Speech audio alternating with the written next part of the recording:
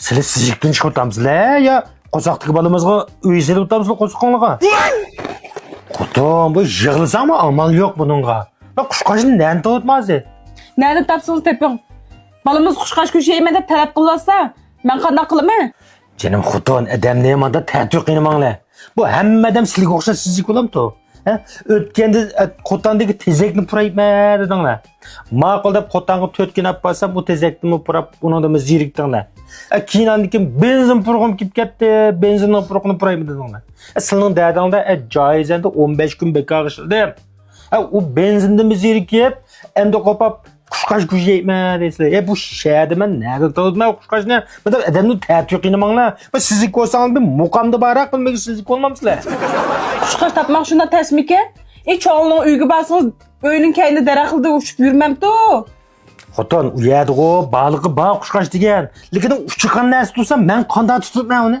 Ama tutdimmi deyman haqida. U qushqash degan qo'dliq hayvon tursa qilinglar. Men u qushqashni tutdim deb sizlarning ko'nglingizda aniga turma kirib yatsam maylimi? Bir eşkiden kuşkaş tutkanı kim gördü onu? Kolunuzdan bu poq mu gelmeyken sizinki? Bo'libdi. Men qo'ldan poq kelmay qadam bo'lsam, bo'lib turay qilinglar. Chiqib qushqashni tutib olib ketmasam, endi 2 kundan keyin shundan biz zerikishlar bilibman. Qandamdi. Hey. Bu nimanglamdi? Buningmi sizlik bo'lmagan o'xshamsizlar? Tunumudunuz mu?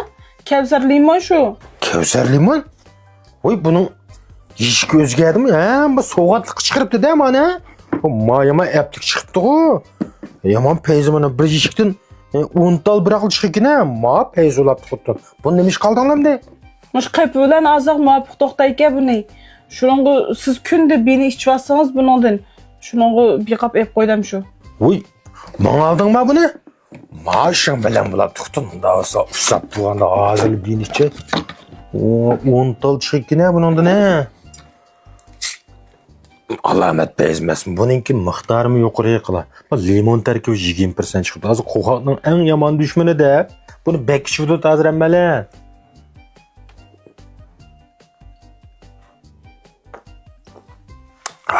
Ajab bezim buning ta'mi.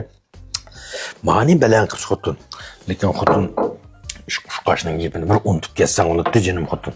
Bir qushqash desanglar 5000 bir tag'min olgandek bo'lib ketib qamalab qoldim men.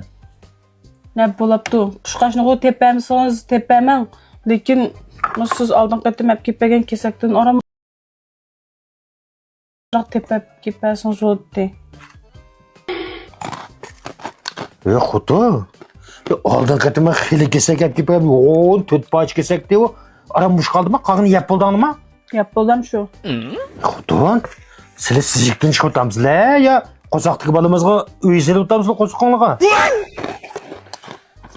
Jigim kipkas qanday qilma? Baloningizga uni maqdimay.